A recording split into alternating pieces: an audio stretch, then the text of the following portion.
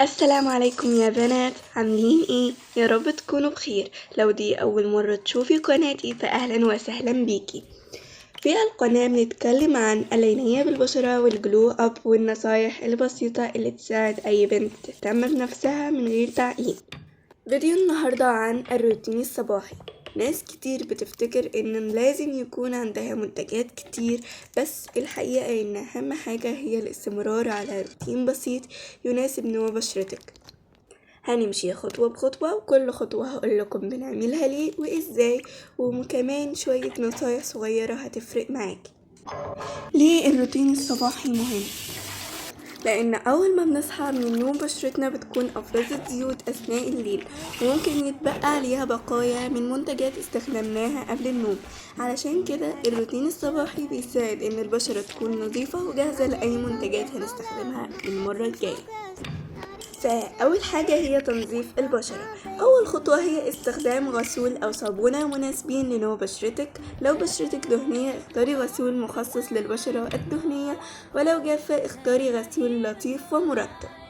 والنصيحة هنا ما تغسليش وشك بمية سخنة جدا علشان ممكن تسبب جفاف، والأفضل تكون مية فترة، لأن في بنوتات كتيرة بتغلط وبتغسل وشها بمية سخنة وكده بيسبب لها جفاف في بشرتها وأيضا حبوب تحت الجلد. تالت حاجة الترطيب. بعد الغسول لازم نرطب البشرة حتى لو بشرتك دهنية، الترطيب مهم. المرطب بيساعد على نعومة البشرة ويقلل الإحساس بالجفاف.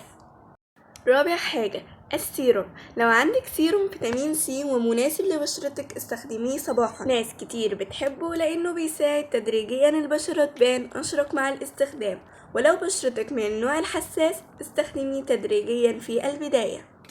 خامس حاجة وهي واقي الشمس.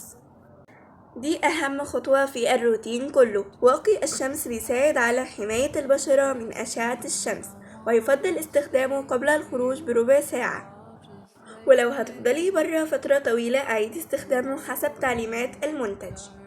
سادس حاجة النوم الجيد والأكل المتوازن. العناية بالبشرة مش منتجات وبس، لكن شرب كمية كافية من المياه والنوم الجيد والأكل المتوازن وتجنب لمس الوجه بأيد غير نظيفة. ذلك يساعد على الحصول على بشرة نظيفة وجاهزة لكل شيء، وكل ده يا بنوتات بيفرق مع الوقت.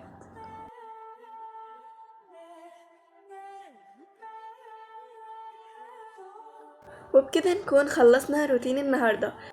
افتكروا ان النتائج محتاجة صبر واستمرار، مفيش منتج هيغير البشرة في يوم او يومين. ولو الفيديو عجبكم واستفدتوا ما تنسوش تعملوا لايك وتشتركوا في القناة وتفعلوا زر الجرس، واكتبولي في التعليقات حابين تشوفوا ايه الفيديو الجاي.